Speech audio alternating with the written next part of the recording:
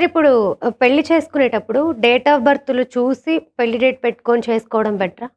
మీకు జనరల్‌గా మన సాంప్రదాయంలో ముహూర్తం చూసుకుంటున్నారమ్మా. అవును. అవును. మరి ముహూర్తాలు చూసుకొని ఎంతో ఆలోచించి పురం యొక్క హితం కోరువారు పురోహితులు. వారికి హ్మ్. ఒకసారి నమస్కారం పెట్టుకొని నేననేది ఏందంటే, హ్మ్.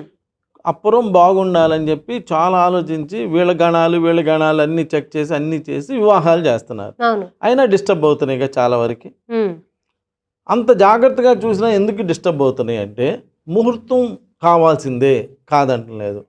ముహూర్తంతో పాటు వాళ్ళ డేట్ ఆఫ్ బర్త్‌కి తగ్గట్టుగా డేట్ కూడా కావాలి, మ్యారేజ్ డేట్.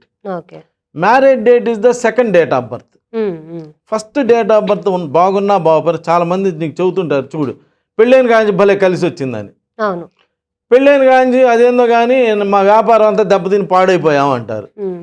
అని మరి అప్పుడు దాకా అదే తెలివితేటలు, అదే మనిషి కదా, అవును. అదే జాతకం, అదే తెలివితేటలు.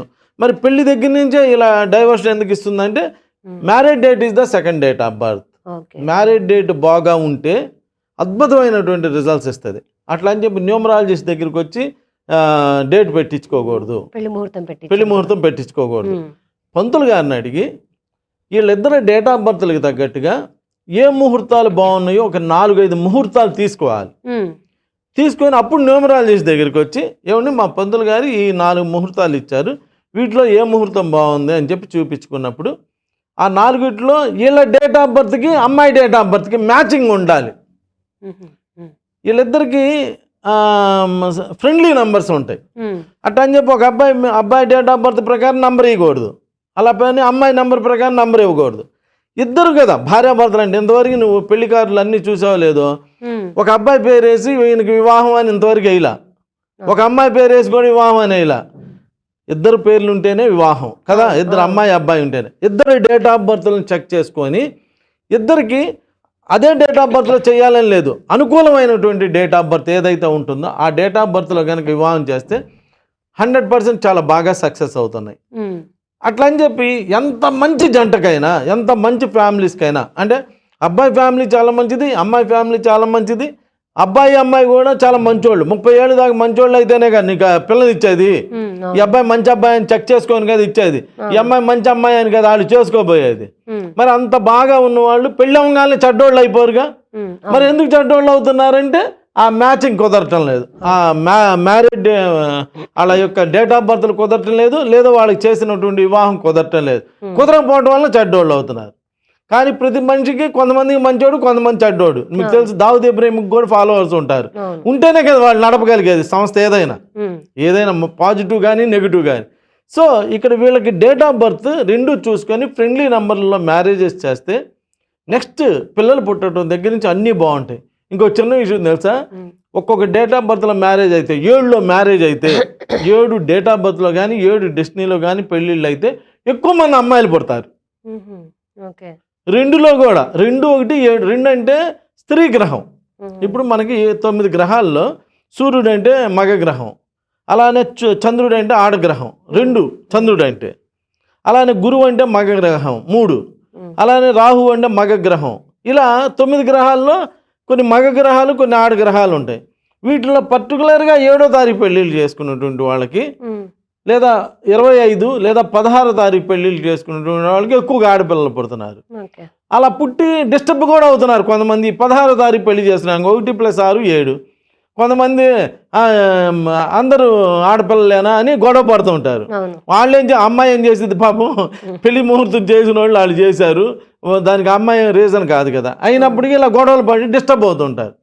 అంటే మ్యారేజ్ డేట్ కూడా మంచి డేట్ అయి ఉండాలి, పేరెంట్స్ డేట్ ఆఫ్ బర్త్కి అదే ఇద్దరు భార్యాభర్తలకి ఈక్వల్గా ఉన్న నంబర్ అయి ఉండాలి.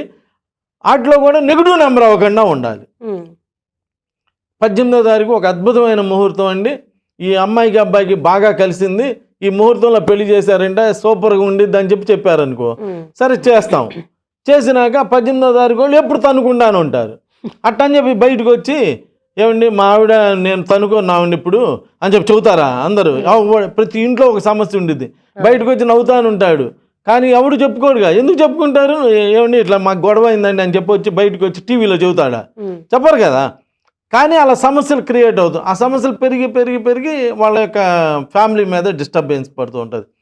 సో మ్యారేజ్ పెళ్ళి అంటే 100 ఏళ్ల పంట, ఉమ్, దాని మీద ఆధారపడి మీ వంశం అంతా ఆధారపడి ఉంటుంది. కాబట్టి మ్యారేజ్ డేటు ఏదో ఒక ముహూర్తం కదా అని చెప్పి చెయ్యొద్దు. ఏమండి ఈ ముహూర్తం మాకు ఆ 100 ఏళ్ళకి ఒకే ఆయన పెడుతుంటారండి ఆ పంతులు గారు, ఆయన దగ్గర పెట్టించామండి, అయినా డిస్టర్బ్ అయ్యాం. చాలామంది అలా ఉన్నారు. ఉమ్, ఆ 100 ఏళ్ళకి ఒకే ఆయన పెడుతుంటారు ముహూర్తాలు. వాళ్ళు పెట్టిన ముహూర్తాలు కూడా ఫెయిల్ అవుతూ ఉంటాయి. అంటే వీళ్ళు చేసిన పాప పుణ్యాలను బట్టి కూడా ఆధారపడి ఉంటుంది. అందుకని అలా డేట్ వాళ్ళ ముహూర్తంతో పాటు ఇలా న్యూమరాలజీ కూడా చూసుకొని చేసుకుంటే కొంచెం ఏదన్నా నెగిటివ్ ఉన్నా కానీ దాన్ని తప్పించడానికి అవకాశం ఉంటుంది. ఓకే. అలా చేసుకోవాలి. వాళ్ళ డేట్ ఆఫ్ బర్త్ల మీద ఆధారపడే వాళ్ళకి డైవర్స్ వస్తాయా లేదా, ఫ్యామిలీ డిస్టర్బ్ అవుతా లేదా అనేది ఉంటుందమ్మా.